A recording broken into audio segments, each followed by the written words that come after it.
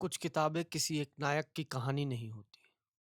वह पूरी मिट्टी की कहानी होती है, पूरे समाज की, पूरे दौर की।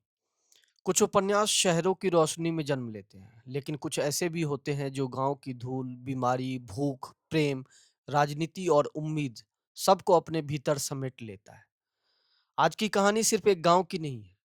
ये कहानी है भारत के आत्मा की, उसके पिछड़ेपन की, उसकी जीवटता की, उसके दुख की, उसके लोक संस्कृति की और उन लोगों की जो इतिहास के किताबों में नहीं मिलते, लेकिन असल भारत उन्हीं से बनता है। आज हम बात करेंगे मैला आंचल की। ये सिर्फ एक उपन्यास नहीं, ये आंचलिक भारत का जीवित दस्तावेज है।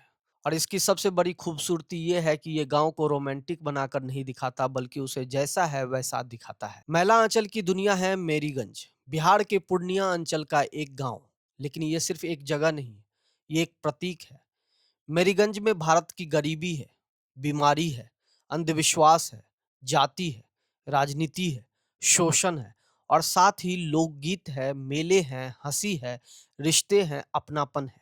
यानी ये गांव टूटा हुआ भी है और जीवित भी। रेनू हमें ये नहीं दिखाते कि गांव निर्मल है। नहीं, यहाँ गंदगी है, मलेरिया है, भूखमरी है, लाचारी है और विकास से दूर छूटा हुआ जीवन है।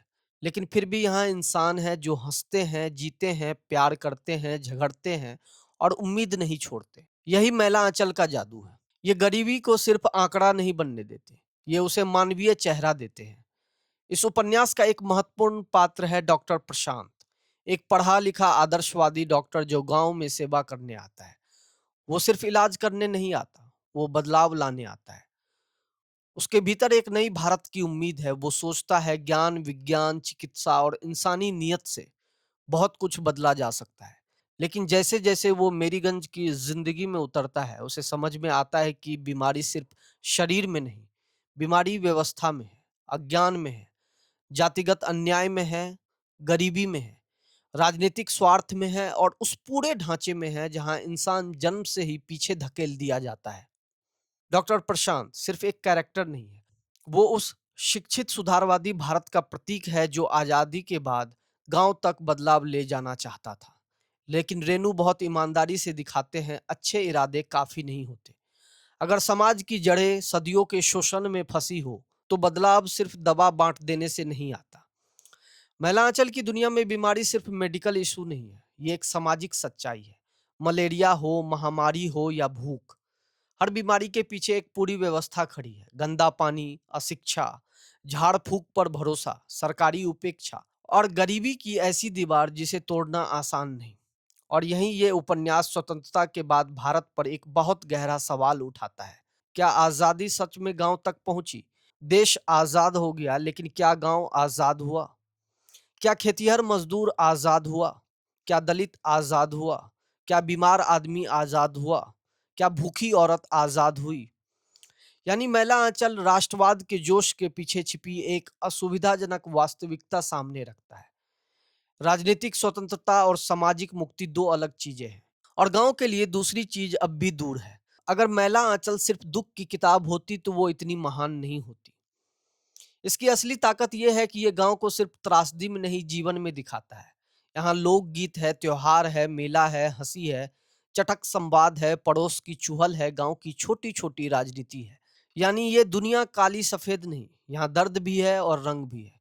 रेणु की सबसे बड़ी ताकत उनका लोक से प्रेम है। वे गांव को ऊपर से नहीं देखते, वे गांव के भीतर से लिखते हैं। इसलिए उनके पात्र किताबी नहीं लगते, वे सांस लेते हुए लगते हैं। और यही कारण है कि मैला आंचल पढ़ते हुए ऐसा लगता है जैसे कोई डॉक्यूमेंट्री नहीं, बल्कि गांव खुद बोल रहा हो। अब आते हैं उस सच्चाई पर जिसके बिना मैला आंचल को समझा नहीं जा सकता, जाति। गांव की दुनिया सिर्फ मिट्टी और मासूमियत की नहीं होती, वो हायरार्की की दुनिया होती है।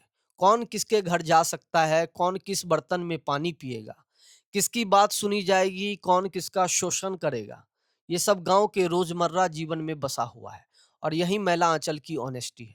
ये गांव को रोमांटिक पोस्टकार्ड नहीं बनाता, ये दिखाता है गांव में गर्मी है लेकिन अन्याय भी है, कम्युनिटी है लेकिन बहिष्कार भी है। और यही दोहरा सच इसे महान बनाता है। रेणु हमें मजबूर करते हैं ये मानने के लिए कि भारत की आत्मा जितनी सुंदर है उतनी ही घायल भी है। मैला आंचल आजादी के बाद की राजनीति को भी बहुत बारीकी से पकड़ता है। नेता बदल गए, नारे बदल गए, झंडे बदल गए, लेकिन क्या गांव की तकदीर बदली? यहाँ सत्ता अब भी कुछ हाथों में है, लाभ अब भी ऊपर वालों तक ज्यादा पहुंचता है और आम आदमी अब भी इंतजार में है।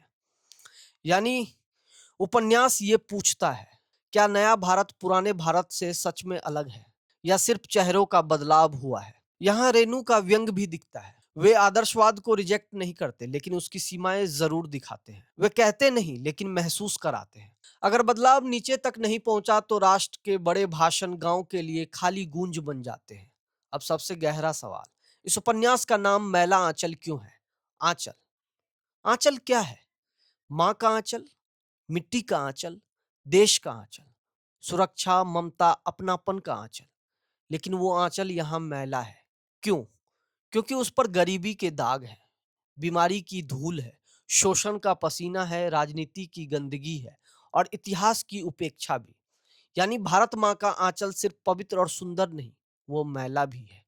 और रेनू की महानता यही है कि वो इस मैलेपन से मुंह नहीं मोड़ते। वे कहते हैं, अगर तुम्हें देश से सचमुच प्रेम है तो उसके मेलेपन को भी देखो, सिर्फ गौरव नहीं, घाव भी, सिर्फ राष्ट्रगान नहीं, मलेरिया भी, सिर्फ नारे नहीं, नालियां भी। और यही साहित्य का असली काम है, सच्चाई को सुंदर झूठ में बदलना नहीं, बल्कि उसकी पूरी जटिलता में दिखाना। फणीश्वर नाथ रेणु का मैला आंचल हमें सिर्फ गांव की कहानी नहीं सुनाता, यह उपन्यास पूछता है, क्या हम उस भारत को देखना चाहते हैं जो चमकता है, या उस भारत को जो छूट गया है? क्या हम गांव को सिर्फ पोस्ट कार्ड की तरह देखेंगे, या उसकी तकलीफों, उसकी जिजीविषा और उसकी गरिमा को भी समझेंगे? मैला आंचल हमें यह सिखाता है कि मिट्टी से प्रेम तभी सच्चा है जब हम उसकी गंध के साथ साथ उसकी धूल भी स्वीकार करें। और शायद देशभक्ति का सबसे ईमानदार रूप यही है, देश को सिर्फ महान कह देना नहीं, बल्कि उसके मैल को साफ करने की जिम्मेदारी महसूस करना। अगर आपको यह एपिसोड पसंद आया तो अगले एपिसोड में हम लेकर आएंगे एक और ऐसी ही किताब जो सिर्फ कहानी नहीं, भारत की मिट्टी, राजनीति और इंसान की सच्चाई को सामने लाए। तब तक पढ़ते रहिए और उन आवाजों को सुनते रहिए जो अक्सर शहरों की चमक में दब जाती है। धन्यवाद।